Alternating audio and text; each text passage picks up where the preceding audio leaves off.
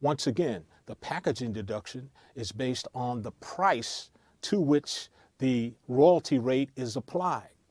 But here's a deduction that's based on the number of records sold. It's called the breakage deduction. The breakage deduction really started and was inserted into contracts in the 40s and 50s when records, at that time primarily 78s, were made of shellac. Shellac is a very brittle substance, very easy to crack, very easy to scratch. Well, record companies legitimately had a concern that the number of records that they manufactured in the plant and shipped out to distributors that were sold to retailers could be broken during that shipment process. And many times there were. Boxes would be dropped. People in loading them in the bins could fall from that area, and you can end up with a number of broken records. And basically, the retailers didn't have to pay for the broken records. They could send them back to the record company and say, look, these broke, I'm not paying for them. And so record companies could count on about 10 to 15% of the records that they shipped out breaking during that process. Legitimate 40s and 50s. Here's the problem. These provisions have stayed in record contracts well into the turn of this century.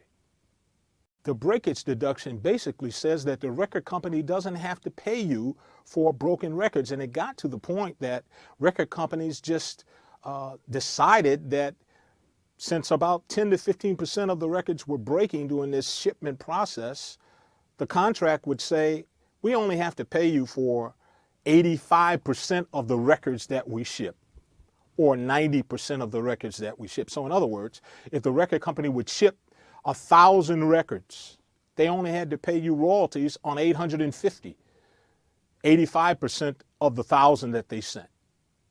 The music industry evolved to records being made on vinyl, not on shellac. Vinyl is much more pliant, flexible, unbreakable.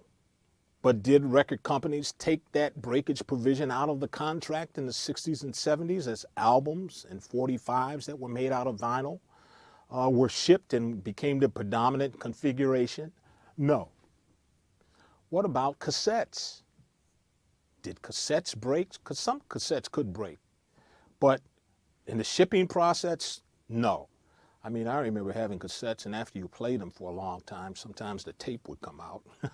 But they didn't break, not during the shipping process. In other words, was the breakage deduction really significant? Should it have been applied to cassettes? Record companies took the position this provision stays in the contract. 1,000 cassettes shipped, you're only going to be paid on 850. The breakage deduction of 15% would apply. CDs, I think, is the most ridiculous example of the application of the breakage deduction. Here's the thing. CDs, the big marketing point of CDs was that they were indestructible. Vinyl would scratch, sometimes warp. So the record companies came up with this marketing scheme for CDs saying that this disc will never break. It will never warp. It will never scratch. And that was a major, major part of the marketing of CDs, and it worked. Should the breakage deduction apply to CDs? Clearly no. Did record companies take the breakage deduction out of contracts in the 80s and 90s? No. And they were very adamant about it. I remember arguing that point in the early 90s with a business affairs person. And I said, you know, this breakage deduction is ridiculous. You're only selling CDs now, primarily CDs. Why in the world do you have a breakage deduction? I want you to reduce or eliminate that breakage deduction altogether. And I got a negative response, and the business affairs person says, no, this is how our system is set up. We're going to enforce this breakage deduction. You know, I might give you a bigger advance. I understand I'll compensate for it somehow.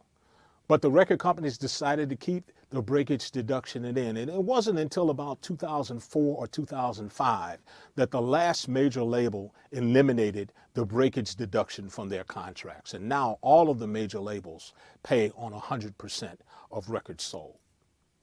So you might say, well, why should I be concerned about the breakage deduction? None of the major labels use the breakage deduction anymore. Well, the major labels aren't the only companies that sign you to exclusive recording agreements. You have a lot of independent companies. You have a lot of production companies that might sign you as an artist to record you and enter into a deal with a major label. And they're going to have their own exclusive recording agreements with you as an artist. Many of these production companies and even some of the independent labels might base their contracts off of old major label contracts that have these packaging deductions and breakage deductions types of provisions in them. And you need to be aware of those, because if they have that in that contract, they are in the position to take those deductions from your royalties. So you need to be able to recognize whether or not a packaging deduction or breakage deduction is being applied to the payment of your royalties.